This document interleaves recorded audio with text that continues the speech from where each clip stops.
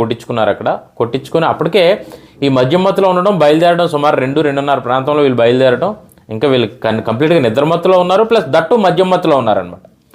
అక్కడి నుంచి వెళ్తున్న టైంలో వీళ్ళ బండికి హెడ్లైట్ కూడా లేదు.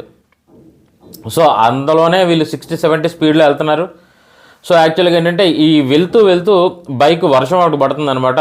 అక్కడ డీమార్ట్కి దగ్గరలో అక్కడ ఏమైందంటే వీళ్ళ బైక్ స్కిడ్ అయ్యి వెంటనే వీళ్ళిద్దరూ కూడా ఎగిరిపడడం జరిగింది. అయితే ఈ శివశంకర్ తల నేరుగా డివైడర్ కొట్టడం వల్ల స్పాట్ అక్కడ చనిపోయాడు. ఎర్రిస్వామి ఏంటంటే పక్కన మనకి ఈ రోడ్డు తాలూకా అంచులు ఉంటాయి కదా, అక్కడ కొద్దిగా గడ్డిలా ఉంటే అక్కడ మెత్తన ప్రదేశంలో పట్టడం వల్ల తనకైతే ఏ దెబ్బలు, చిన్న చితక దెబ్బలు తప్పితే ప్రాణాంతకమైనటువంటి దెబ్బలు ఏవి కూడా ఈ ఎర్రిస్వామికి తగలలేదు.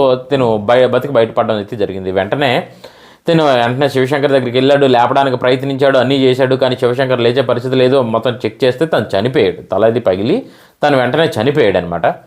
ఆ బైక్ అయితే మాత్రం రోడ్డు పక్కకే ఉంది. యాక్చువల్గా నిన్నటి